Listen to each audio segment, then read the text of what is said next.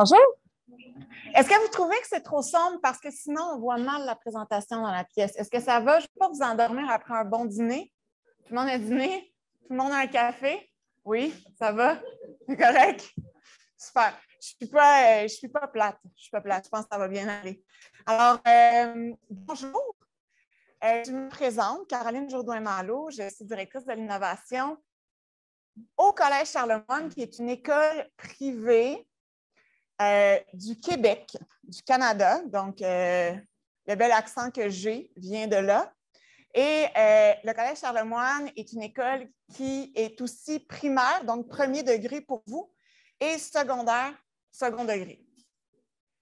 Je vous mets tout de suite en contexte que le Collège Charlemagne a 3000 élèves et plus de 150 enseignants. Donc, c'est une grosse école. Je vais vous dire aussi que donc, j'ai voyagé jusqu'ici avec mes deux collègues canadiens, donc Sophie, qui n'est pas là, et Marius, qui est présent ici. Et je suis très, très, très contente d'être ici pour différentes raisons. De un, pour vous rencontrer, mais aussi parce que le Québec, présentement, ça ressemble à ça. Donc, la vue n'est vraiment pas la même. Donc, écoutez, c'est mon collègue de travail qui est directeur des services pédagogiques au Collège Charlemagne qui chauffe au bois durant l'hiver. Aujourd'hui, c'est pas pire, 0 degré, petite pluie. La semaine passée, moins 40. OK? Et les personnes chauffent encore au bois au Québec. Donc, ils ont des terres à bois, ils vont couper le bois mort et ils chauffent au bois. Et ça, ce n'est pas une image des années 50. La motoneige reste un des sports préférés des Québécois pendant l'hiver. Moi, de mon côté, avec mon conjoint et ma fille, on préfère le ski alpin. Donc, je ne sais pas s'il y en a qui ont pu expérimenter le ski alpin dans leur vie. Il y a des pays, c'est sur le sable, mais nous, c'est dans la neige. Et sinon, on fait de la raquette, puis on essaie de profiter de l'hiver parce qu'au Québec, l'hiver, ça dure 6 mois. On dit 6 mois, hein? 6 mois d'hiver, 2 mois de printemps, 2 mois d'été, 2 mois d'automne. C'est à peu près ça. Donc, oui, je suis très contente. Je suis très contente. Je suis contente aussi de retourner au Québec avec des couleurs. C'est le fun. On va faire des jaloux. Marius et moi, on va faire des jaloux, vous allez voir. Alors, Collège Charlemagne, notre primaire s'appelle Académie internationale. Je vais vous expliquer pourquoi. Et pour vous donner une idée, donc, je fais une petite introduction au système scolaire québécois. Pour ceux qui ont assisté à l'atelier de Sophie, l'autre Canadienne hier, elle vous a montré une carte du Québec. Moi, je vais y aller un peu plus dans le concret pédagogique. Le Collège Charlemagne a 47 ans. Donc, nous allons fêter notre 50e en 2025. Les collèges privés, il y a 270 collèges privés au Québec. Ça représente 20 des étudiants qui vont dans des écoles privées. Alors là, l'école privée est subventionnée seulement à 40 par le ministère de l'Éducation. On garde une certaine subvention parce qu'avec la quantité de jeunes qu'il y a au Québec, on ne serait pas capable d'accueillir tous nos élèves dans des écoles publiques. Donc, le ministère n'autorise plus l'ouverture de collèges privés depuis plusieurs années, mais il subventionne quand même à 40 les écoles privées. Ça représente au Collège Charlemagne donc 150 enseignants, mais une cinquantaine de personnels de soutien professionnels, des orthopédagogues, des techniciens d'éducation spécialisés, des membres de la direction. Et il est très important de vous mentionner que nous sommes situés sur 2 campus qui sont situés à 25 km de distance. Et c'est une des raisons pour lesquelles nous avons décidé d'implanter des communautés d'apprentissage professionnel. C'est pour regrouper nos enseignants. Les 2 campus dispensent les mêmes choses, les mêmes programmes, les mêmes options. On a du primaire et du secondaire sur nos 2 campus. Toutefois, on a besoin de se retrouver en tant qu'équipe école, comme n'importe quelle école qui est à distance l'une de l'autre. Donc, voici le contexte. Voici le contexte. Il y a, donc, photo de gauche, directeur général du Collège Charlemagne, David Beauce, qui est aussi le président de l'Association québécoise des écoles privées au Québec. D'ailleurs, je vous ai apporté des petites choses, des petits cadeaux pour me faire aimer. C'est déjà fait. Donc, M. Bowles, le directeur général, a écrit un livre sur le décrochage scolaire qui est qui peut vraiment être vu aussi dans toute la francophonie. Là. Il y a pas il y a très peu de trucs uniquement québécois dans ce livre-là. C'est une réalité qui se vit partout. Et il est signé. Peut-être deviendra-t-il une star et peut-être que ça vaut cher. On ne sait pas. Mais M. Bowles est donc directeur général du collège. Et vous voyez la photo à droite, une petite élève avec un iPad. Donc, c'est là que je commence à vous dire que puis ça va faire plein de sens avec ce que Marius a présenté ce matin, puis aussi les autres présentateurs des dernières journées. Il y a 20 ans, je commençais en enseignement et rapidement, je voulais innover. Je voulais inclure la technologie dans ma classe. J'ai été une des premières à expérimenter au Québec, du moins, les classes inversées. Vous savez, la classe inversée? J'ai donné des conférences au Québec et j'ai innové dans ma classe. J'étais une leader dans ma classe. Et à un moment donné, pour ne pas citer Marius, mais j'ai fait la liste des choses que je voulais changer. Et je suis arrivée vite à la conclusion qu'il y avait beaucoup trop de choses dans ma liste sur lesquelles je n'avais pas de contrôle. Je me suis dit, bon, quelle est la solution? Donc, une des choses que je voulais changer, entre autres, c'est de donner des outils numériques à mes élèves. Mais il y a 12 ans de ça, ça commençait au Québec. Et quand tu disais le mot iPad, mon Dieu, un iPad, ben non, il faut un ordinateur, c'est sûr. Pourquoi tu donnerais un iPad à tes élèves? Non, je veux qu'ils soient créatifs, je veux qu'ils puissent se lever avec l'outil, je veux qu'ils puissent aller prendre des photos des choses qu'ils font. Et j'ai donc demandé de devenir conseillère pédagogique à l'école où j'étais. Au Québec, il y a plusieurs années, il n'y avait pas vraiment de conseillers pédagogiques dans les écoles privées. C'était très dans les écoles publiques. Donc, ils ont accepté et j'ai été conseillère pédagogique pendant 2 ans et j'ai implanté un outil, un élève dans tout le collège Charlemagne. Donc, depuis 8 ans, tous les élèves ont un iPad entre les mains. C'est ma réussite, c'était ma façon d'innover. Et par la suite, on m'a donné d'autres responsabilités pour pouvoir devenir une leader et faire en sorte que d'autres personnes deviennent leaders aussi. Donc, c'est l'introduction de où j'en suis, pourquoi je suis ici. Et là, je vais commencer à vous parler des communautés d'apprentissage professionnel parce que c'est un autre projet. Mais encore, restons dans le contexte et vous allez voir que les éléments que je vais vous donner, c'est sûr que ça se relie à aussi ce que vous vivez. Au Québec, comme je pense partout ailleurs, nous avons un curriculum à enseigner à nos élèves. Hein? Au Québec, on a un programme qui est prescrit par le ministère de l'Éducation, comme vous. Et en plus, nous sommes une école qui avons un profil baccalauréat international. Donc là, on a un deuxième programme à enseigner. Je continue. Je veux juste vous rappeler 150 enseignants sur 2 campus qui sont situés à 25 km de distance, 2 programmes à enseigner. Encore là, je ne sais pas pour vous, mais nous, depuis 2 ans, on ne fait que parler d'évaluation au Québec. Et la phrase type depuis plusieurs mois, c'est « évaluons moins, évaluons mieux ». Changeons les pourcentages par du qualitatif, par des cotes, par des critères. Et même le ministère de l'Éducation, qui est nouvellement arrivé en place, a fait non, non, non, on garde les pourcentages, on garde les moyennes au Québec. On ne changera pas ça. Mais il y a une partie du système qui veut ça, qui veut changer. À quoi ça sert un pourcentage? À quoi ça sert une moyenne? Et qu'on avait ça, on a ça aussi. Au Québec, de plus en plus, on vise des écoles qui sont inclusives.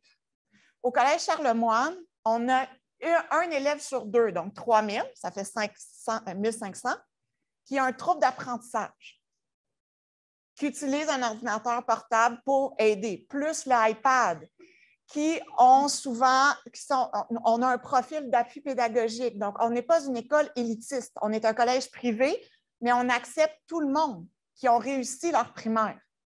Donc, notre clientèle est vaste, notre clientèle est très diversifiée. Je rappelle, 2 campus, 150 enseignants. J'ai pu parler avec certaines personnes d'entre vous qui m'ont expliqué aussi que comme c'était difficile pour les enseignants ici de se faire libérer pour avoir de la formation, pour avoir, on me fait oui, langage non verbal qui parle, beaucoup. Je ne vous mentirais pas que je crois à ce que j'ai entendu qu'au Québec, c'est peut-être un peu plus facile. Toutefois, nous n'avons pas beaucoup de moments de rencontres et de réunions. OK? C'est très limité. Nous, au Québec, au Collège Charlemagne, on a l'équivalent, je ne sais pas, vous comparez dans votre tête pour votre programme, mais de 7 journées de rencontres, de réunions, de planification dans l'école dans l'année. 7 journées. Obligatoire. Vous en avez moins? Sensiblement la même chose? 3? Bon. On n'a pas... Déjà que je trouve que 7, ce n'est pas beaucoup. 3, je ne sais pas comment vous faites. Mais c'était une réalité, c'est une réalité. Et en plus, dans ces journées-là, on a décidé d'inclure dans la tâche des enseignants, donc de plus, à chaque semaine, ils ont 1 heure de réunion pédagogique avant l'école ou après l'école. 1 heure, ça passe très, très vite. Mais au moins, on a ce temps-là.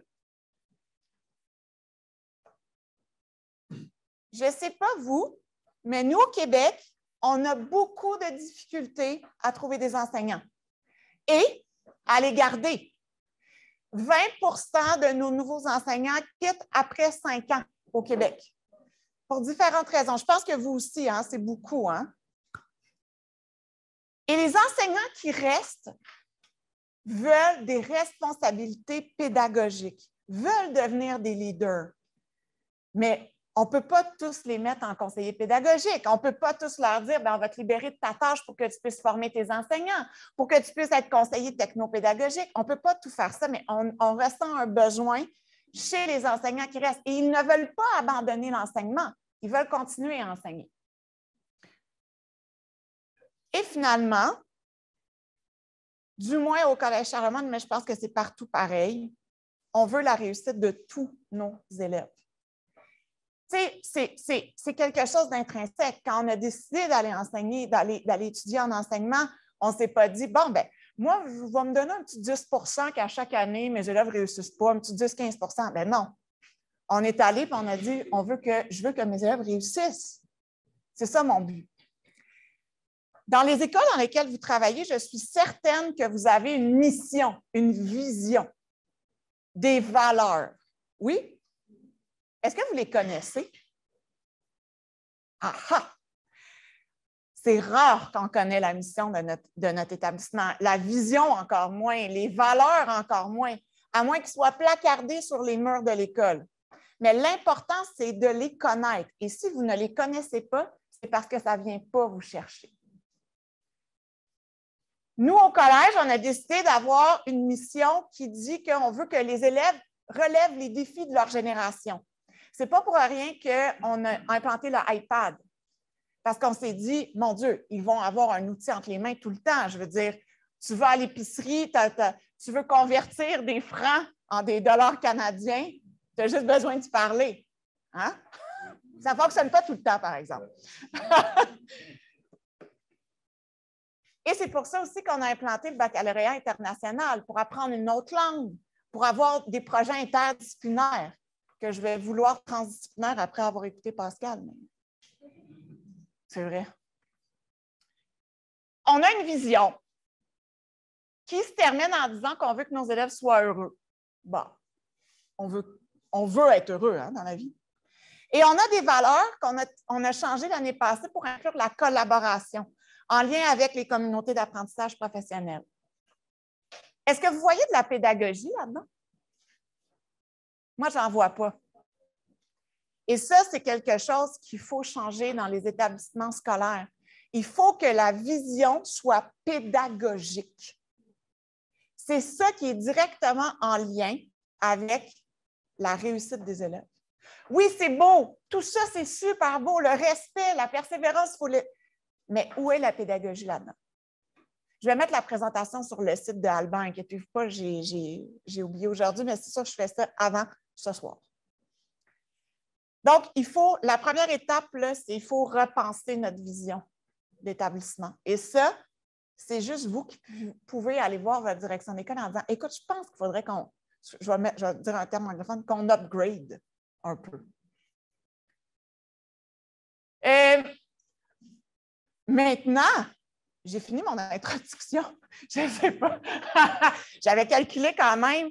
Hey, c'est bon. J'avais calculé 10 minutes. On a commencé 10 minutes en retard. C'est pas pire. 3 points aujourd'hui à l'ordre du jour. Donc, je vais vous parler des communautés d'apprentissage professionnel qu'on appelle aussi CAP. Je vais dire CAP. Même dans le jargon québécois, on dit même on s'en va caper. C'est vraiment ça. Je vais vous parler de l'implantation. Quand je parle d'implantation, c'est les choses à faire et les choses à ne pas faire. OK? Je vais vous le dire. Là. Les choses ne marchent pas. Mais pas tout de suite, peut-être. Et je vais terminer en parlant de l'importance du leadership dans les communautés d'apprentissage professionnel. Et dans le fond, ce que j'ai fait, c'est que je vous ai mis en contexte de mon école, de ma situation, qui est peut-être très représentative de la vôtre. Et c'est la raison, tout ce que je viens de dire, c'est les raisons pour lesquelles on a inclus des communautés d'apprentissage depuis maintenant 2 ans. Qu'est-ce qu'une communauté d'apprentissage professionnel? Et je vais vous dire ce que j'ai fait. Je suis allée chercher plein de définitions, je suis allée regarder et j'ai écrit ma propre définition. Donc, je vous la lis pour vraiment ne pas perdre un mot. C'est une équipe pédagogique et quand je parle d'équipe, enseignants, direction, personnel de soutien professionnel, équipe. Il y en a qui ont mis des communautés d'apprentissage en place et qui se sont dit non, la direction ne rentre pas là. Je vous le dis, la direction, c'est un leader pédagogique aussi. Alors, c'est une équipe pédagogique qui se rencontre régulièrement pour échanger sur les bonnes pratiques dans le contexte d'apprentissage, sur l'analyse de ces pratiques. On se remet en question, on se challenge sur l'évaluation qui en découle, mais aussi de la réussite de nos élèves. Et la CAP peut être vue comme un moyen de développement professionnel. Au Québec, ça prend la forme, surtout au niveau du secondaire, donc de votre 2e degré, d'équipes matières. Donc, tous les profs de maths qui se rencontrent ensemble, tous les profs de français qui se rencontrent ensemble, etc., pour parler de ce que je viens de vous dire. Régulièrement dans l'année. Avec quelqu'un qui gère l'équipe, quelqu'un qui coordonne et quelqu'un qui supervise. On va en parler. Je suis tombée sur cette citation-là que je trouvais vraiment belle. Marius et moi, on est vraiment fort ces citations. Là. Je sais peut-être juste québécois, mais c'est ça.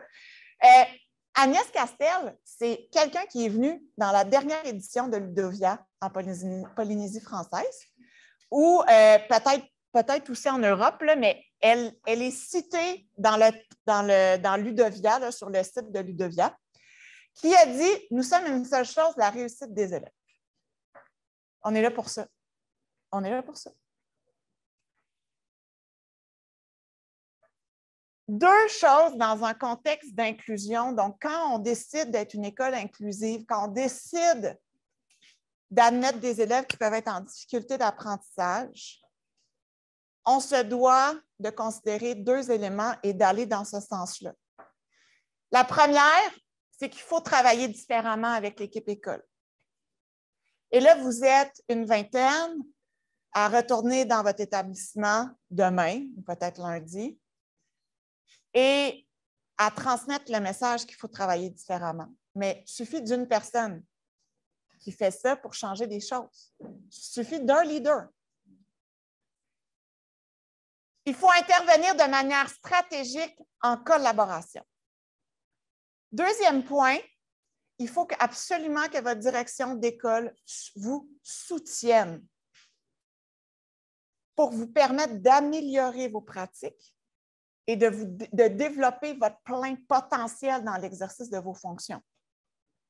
C'est un travail d'équipe. Ce n'est pas un travail individuel.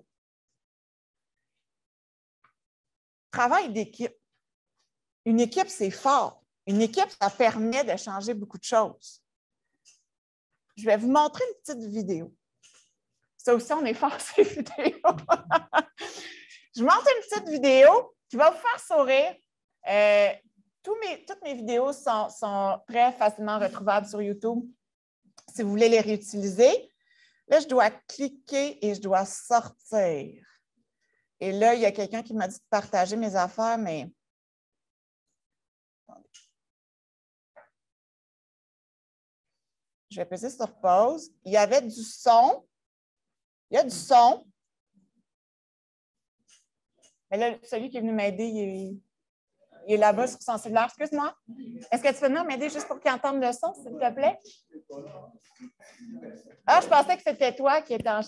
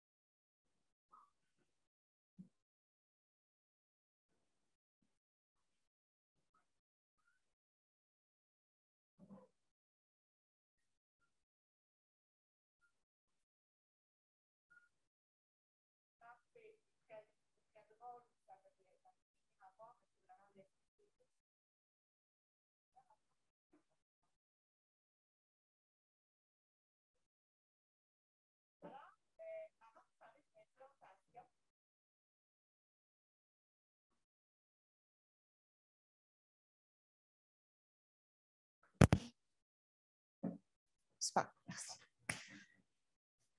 Et là, il faut que je ferme le son, par exemple. Ouf! OK. C'est bon. Super. Les buts dans une communauté d'apprentissage professionnel, quand les enseignants se rencontrent, là, OK? On va mettre ça au clair avant qu'on parle de l'implantation. J'étais super fière de moi. J'ai comme inventé ce modèle-là. Alors, c'est le modèle RAR. Et c'est les quatre buts d'une communauté d'apprentissage professionnel. Alors, de un, puis ça, on en a parlé depuis 48 heures ici, là, réduire l'isolement. Réduire l'isolement des enseignants, du personnel de l'école, de la direction. Hey, juste vous dire, on se sent seul des fois, nous aussi. Du côté sombre de la force, on se sent seul.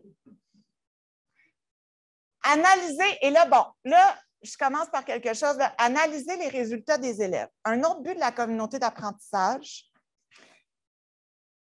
on va y revenir, là, mais le but ultime d'une communauté d'apprentissage, c'est que je suis avec les enseignants de français, on est tous des enseignants de français, et je suis capable de dire On a pris la même évaluation, on a évalué la même chose, l'intention pédagogique est la même. Pourquoi toi, tu as des résultats beaucoup plus forts que ma classe? Qu'est-ce que tu as fait pour arriver à ces résultats-là? Je veux t'entendre. Je veux savoir ce que tu as fait. C'est le but. Attendez, c'est difficile en éducation de se comparer de cette manière-là. Beaucoup d'enseignants vont arriver et dire « Pourquoi moi, j'irais partager ça? Je ne veux pas qu'ils me jugent. Je ne veux pas être dans le jugement. » Mais le but d'une communauté, c'est de parler de nos élèves. Ce n'est pas de parler de nous comment... La réussite de nos élèves est importante. Je ne sais pas si vous faites ça ici, mais est-ce que vous avez des examens du ministère? Est-ce que vous avez quelque chose qui est donné par votre ministère de l'Éducation pour que les élèves puissent continuer leur cheminement scolaire? Oui? Est-ce que votre établissement vous donne les résultats de vos élèves à chaque année? C'est une forme de comparaison. Il faut les voir. Il faut voir où on en est rendu en tant qu'équipe école. C'est la même chose en communauté d'apprentissage. L'autre R, c'est pour renforcer l'engagement du personnel dans l'école, dans notre vision, dans notre mission scolaire. On en a parlé. Donc, on retransforme la vision pour avoir un engagement fort de la part du personnel. Et finalement, et ça, c'est la première chose à implanter, je vous dis, c'est la chose la plus facile en communauté d'apprentissage, c'est d'échanger sur les bonnes pratiques. Donc, on est ensemble en rencontre, on a 45 minutes, on a 1 heure. Aujourd'hui, on échange sur des bonnes pratiques d'enseignement de l'algèbre, d'écriture d'un texte. Okay? On échange sur nos bonnes pratiques et on échange aussi sur les difficultés qu'on a rencontrées. Ça, les enseignants, ils veulent faire ça. Ils veulent se rencontrer pour parler de ça. Il ne faut pas en rester là, mais ça, c'est très possible à faire. Maintenant qu'on a vu un peu c'était quoi une CAP, c'est quoi les objectifs, je vais vous parler de l'implantation. Comment on fait pour implanter des communautés d'apprentissage dans notre établissement? Comment on s'y prend? Et là, vous avez vu, j'ai écrit la gestion du changement ou la peur du changement.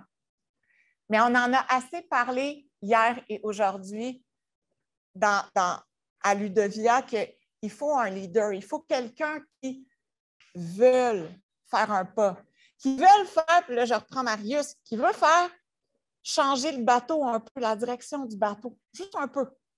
Parce qu'on est mieux d'aller sur ce chemin-là, puis on le sait tous qu'il faut aller sur ce chemin-là. 3 grandes étapes avant de commencer la première rencontre de communauté d'apprentissage. La première, c'est repenser la vision de l'établissement. Si vous ne savez pas c'est quoi la vision de votre établissement, si vous n'êtes pas capable de la nommer, si elle n'est pas affichée sur les murs, si elle n'a pas un aspect pédagogique, faites-la changer. Plan de match. Avoir un plan de match. Savoir où on s'en va, vers où on s'en va. Je fais tanguer le bateau, mais je ne sais pas, je vais aller à droite ou à... Ah non, le bateau, c'est tribord-bâbord, hein, c'est ça? C'est ça. Tribord-bâbord, je ne sais pas. Et finalement, la chose la plus difficile, on en a parlé, avoir du temps. C'est tough, hein, avoir du temps? C'est tough de dire, de demander du temps quand on n'en a pas. Mais en même temps, si on n'essaye pas de changer ça, on n'arrivera nulle part. On va commencer avec la vision de l'établissement. 3 grandes questions à vous poser, à poser à votre direction. Quelle est la vision commune de notre école? Et là, je vais dire quelque chose, là. Citez-moi, s'il vous plaît, je trouve que ça ne vient pas de moi, là, mais quel est le profil de sortie de notre élève quand il termine avec nous? À quoi on veut que notre élève ressemble?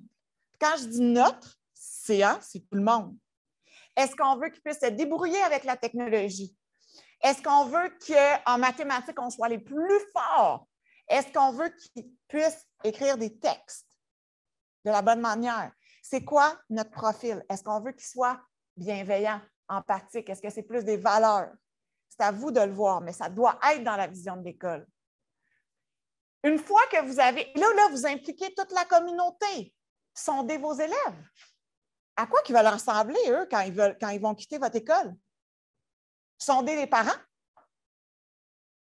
Et trouvez-vous une vision. commune. Comment je la communique, cette vision-là? Partout. On la communique partout. On l'envoie par courriel à la communauté scolaire, on l'affiche sur nos murs, on fait faire des affiches, on en parle en réunion. On veut que tout le monde la connaisse parce qu'on veut que tout le monde y adhère. Et quelles vont être nos priorités d'action? Une fois qu'on a notre vision, qu'on veut que notre élève soit bienveillant, empathique, comment on va s'y prendre? Et en combien de temps on va faire ça? Ça ne sera pas en 1 an. Ça ne sera pas en 2 ans. Ça va peut-être être en 5 ans, en 7 ans.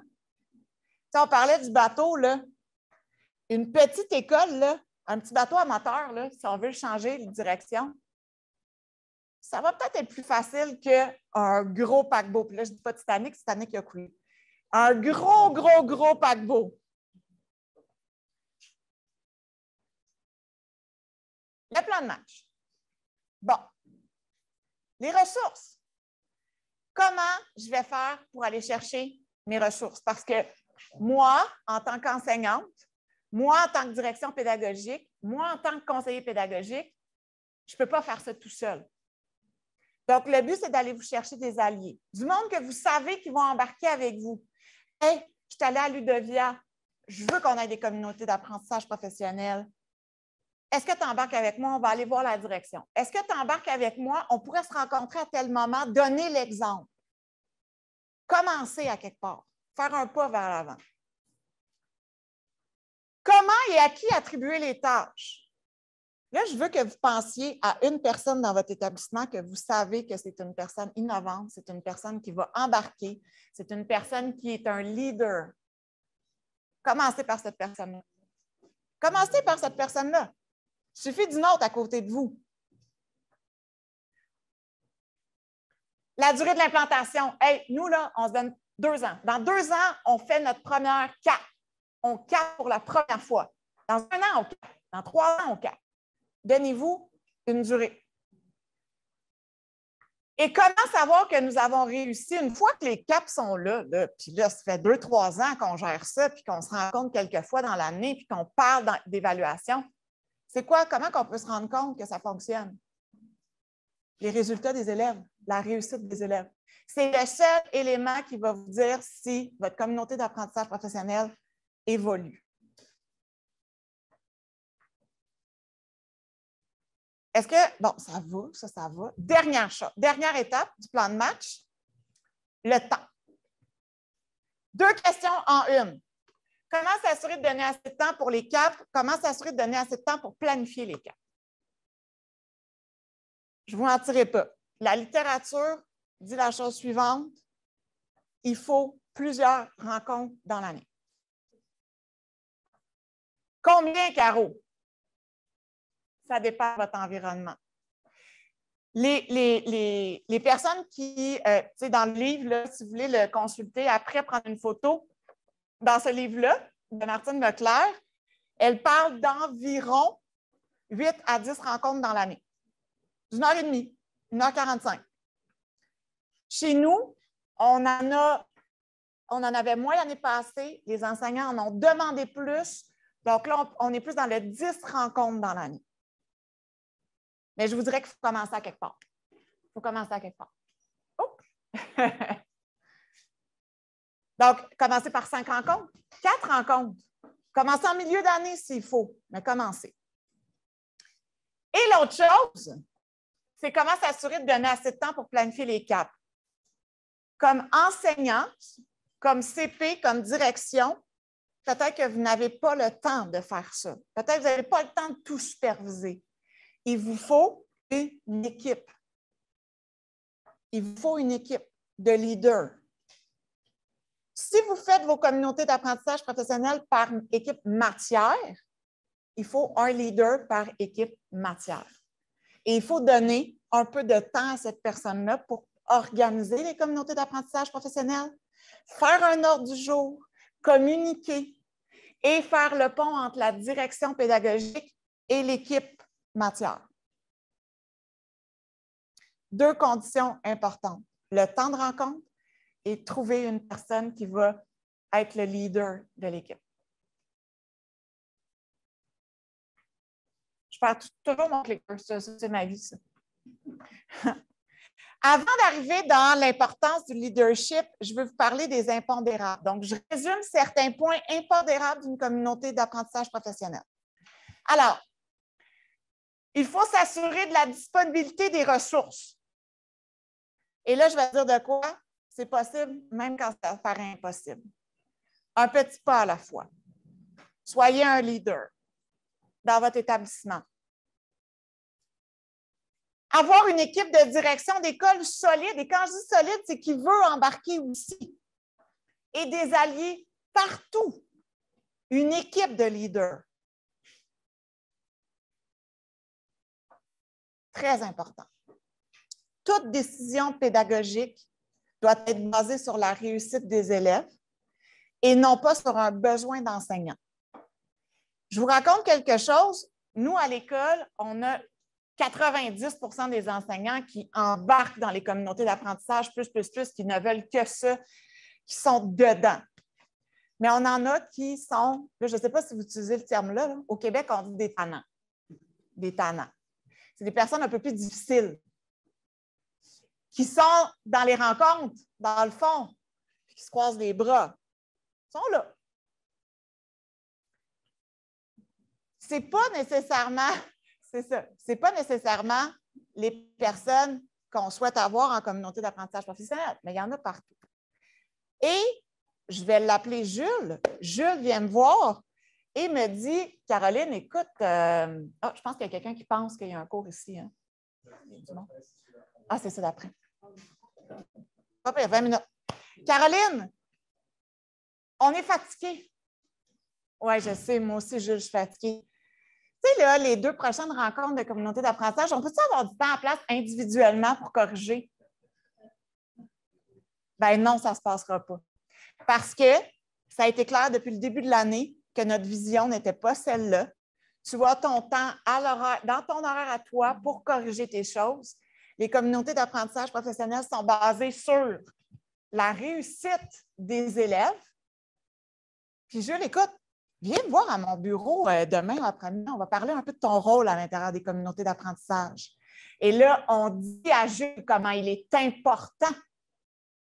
Il faut qu'il fasse partie de la communauté. Lui aussi, il enseigne à des élèves. On le flatte, on trouve ses bons côtés et on les nomme. Mais Jules, c'est une personne tannante. Puis il y en a des personnes tannantes. Et finalement, tous les éléments de discussion d'une communauté d'apprentissage professionnel doivent être planifiés à l'avance. Donc, je vous le dis, rencontre fixe au calendrier, qui ne se change pas, avec un ordre du jour fixé, qui est envoyé en avance. On parle des sujets que je vous ai dit. On ne parle pas de « Hey, le petit Jules, il est-tu tannant dans la classe? Hein? Tu l'as toi aussi? Hein? Mou, qui est tannant? » Ça n'a pas de bon sens. Non, on ne parle pas de cas d'élèves. On parle de pédagogie, on parle de nos pratiques. On échange sur nos pratiques. Donc, ça, c'est les impondérables.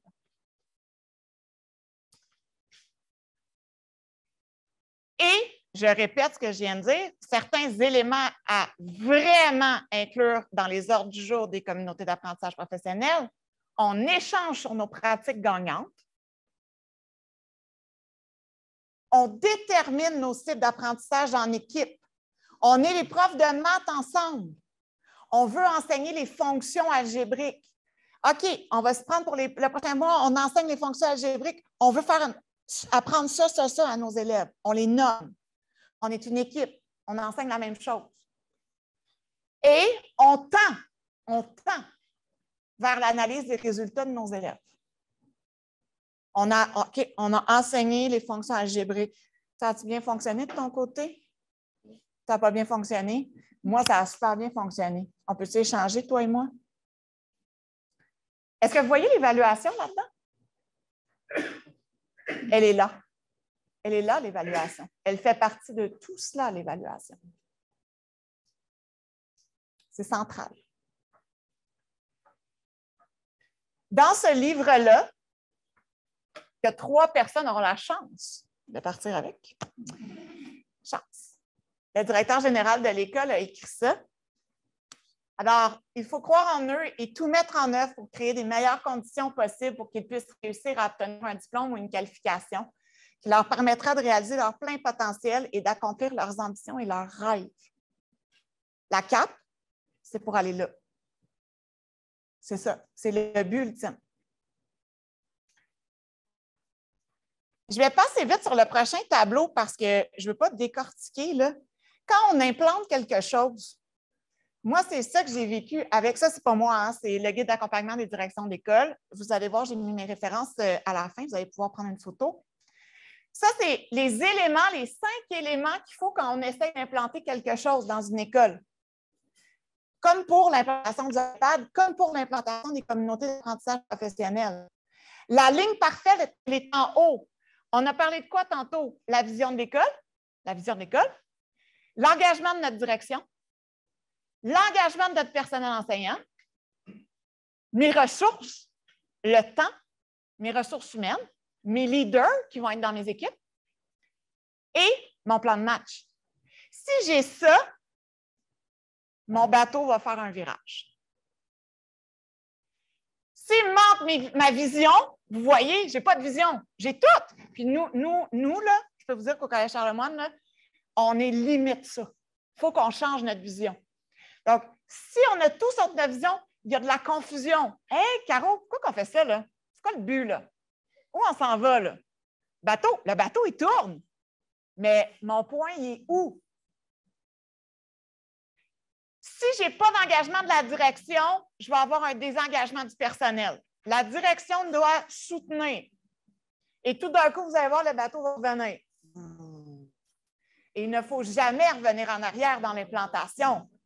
Jamais, jamais on revient à l'arrière. On avance. Si on n'a pas d'engagement du personnel enseignant, il ne se passera rien pendant tout. C'est très québécois, mon enfant. Rien pendant tout. Ça ne se passera pas. Le bateau, oubliez ça. Il est là en arrière, il est brisé. Là. Ça ne tourne pas pendant tout. Si on n'a pas de ressources, si on n'a pas de temps, on a de la frustration. On est fâché. Hein? On est fâché. Et si on n'a pas de plan de match, ça s'en va partout. Le bateau à droite, bateau à gauche, OK, partout. Ça va virer, mais ça va virer tout croche. C'est beau comme match. Bon, je peux cliquer. OK, c'est ça. OK. On est rendu à la dernière partie. Je suis dans mon temps. Je vais faire ça un peu rapidement. Leadership, l'importance du leadership. J'en ai parlé. Ça fait plus d'une demi-heure que je parle du leadership partagé. Et j'adore cette phrase d'Albert Einstein. C'est d'ailleurs mon fond d'écran d'ordinateur depuis, je pense, 10 ans. Donner l'exemple n'est pas le principal moyen d'influencer les autres, c'est le seul. Et comme leader, on se doit de donner l'exemple. On se doit d'influencer les autres. Je montre. OK. C'est un clip très québécois. Vous allez voir. C'est très drôle, mais vous allez voir comment on fait pour donner l'exemple. Là, il faut tout changer, c'est ça. Enlève ça.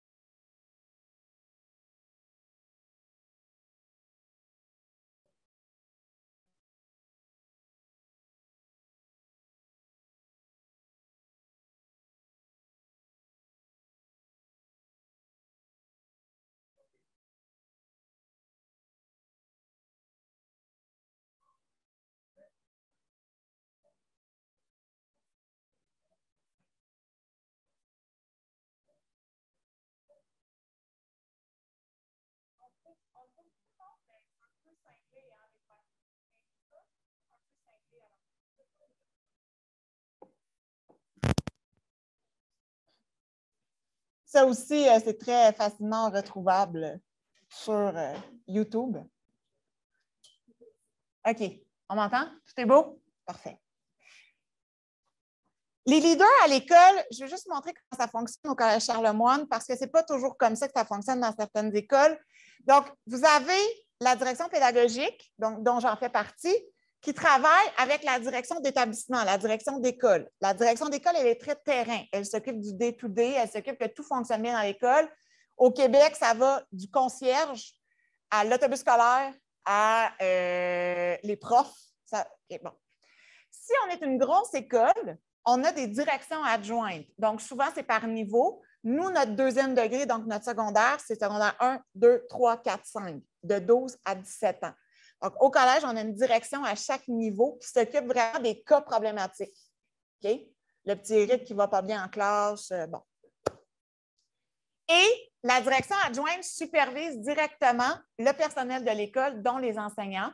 Et moi, je travaille directement avec les enseignants dans tout ce qui est pédagogie. L'évaluation, la formation des maîtres, l'utilisation des outils technologiques, c'est tout moi qui s'occupe de ça. On travaille, c'est vraiment comme ça que ça fonctionne.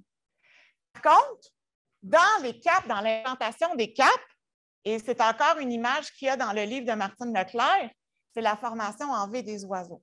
Donc, dans une école, on a des leaders, mais l'important, c'est que ça ne soit jamais la même personne qui soit en avant. Elle va se fatiguer constamment. Les autres oiseaux viennent prendre le relais une fois de temps en temps.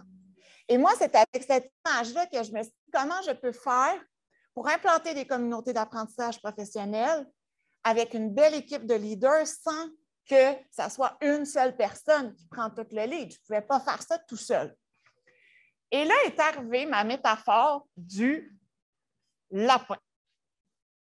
Qui ici a déjà participé à une course du kilomètre, organisée, le marathon? Levez donc la main. Non? Non?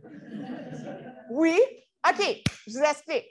Le lapin, lors d'un événement, c'est la personne que tu dois suivre si tu veux rentrer à la ligne d'arrivée avec un certain temps.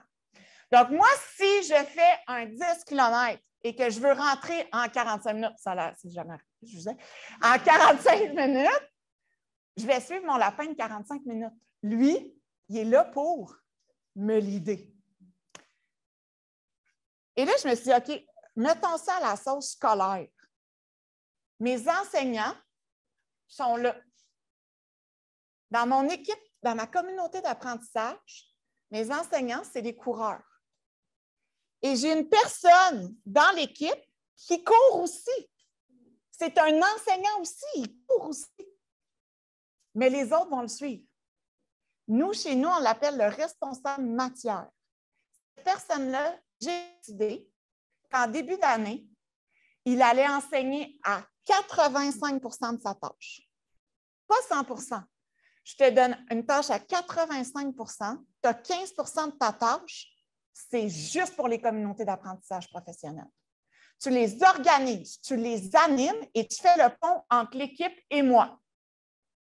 Je te rencontre fréquemment, je valide tes ordres du jour, je m'assure que tu vas dans le sens des éléments que je vous ai donnés tantôt. Mais là, la direction est importante aussi. Fait que moi, j'ai une direction adjointe, vous avez vu, qui va dans les communautés, qui va les voir, qui reste dans le fond.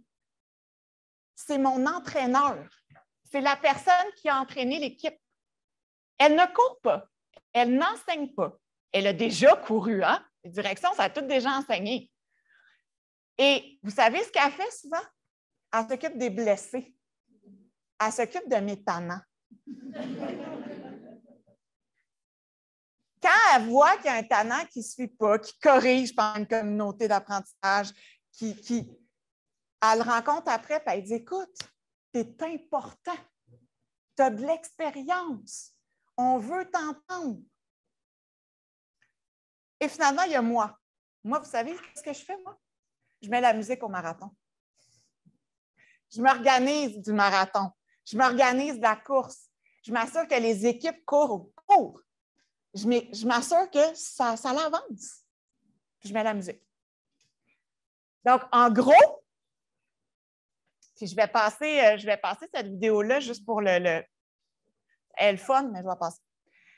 La direction pédagogique est un leader pédagogique. Je suis un maître d'orchestre. Je suis un chorégraphe ou un DJ. Et je suis une instigatrice. J'ai mis ça en place.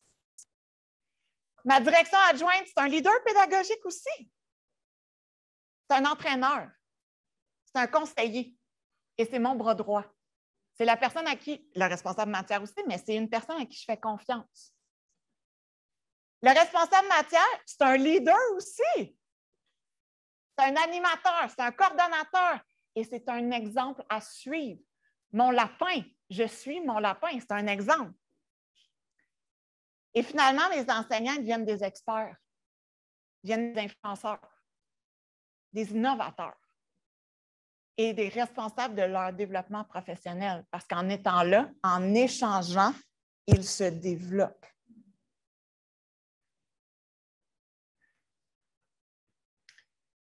Je veux juste, ça aussi, c'est une adaptation du guide rapidement. Puis après ça, je pense que je vous présente ma dernière vidéo que je trouve bien belle. Hey, c'est parfait. Je suis rentrée dans mon temps. Il y a une vidéo que vous n'avez pas vue, mais je peux la passer après. Donc, les leaders de CAP, autant les enseignants, autant les lapins, autant mes directions adjointes, moi, il faut que ça exerce une influence, savoir bien s'entourer, adapter son leadership selon les besoins. Mon tannant, là, je ne peux pas le traiter comme mon prof qui est une vraie star. Il faut que j'adapte ça. Il faut que je l'accompagne. Il faut que je le suive plus. Être un collaborateur de haut niveau, viser l'excellence. Pour mes élèves aussi. Soutenir l'appropriation d'une pédagogie participative. On participe, on est tout le monde ensemble, la communauté.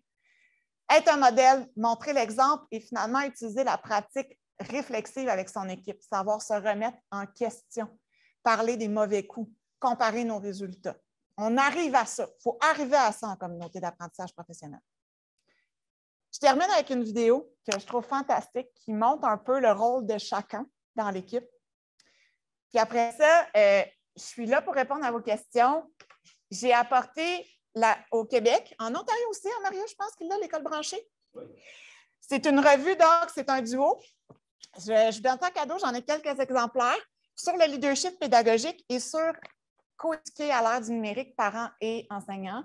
Donc, c'est deux revues super. Je ne sais pas si vous y avez accès via Internet ici, mais sérieusement, pour les enseignants, pour les directions d'école, c'est vraiment un bel outil. Et si vous voulez en découvrir plus sur mon école, j'ai apporté le pamphlet qu'on donne aux portes ouvertes de notre école. Vous allez pouvoir voir nos programmes et tout ça. Donc, je vous montre la petite vidéo. On peut enlever ça. Merci, c'est gentil.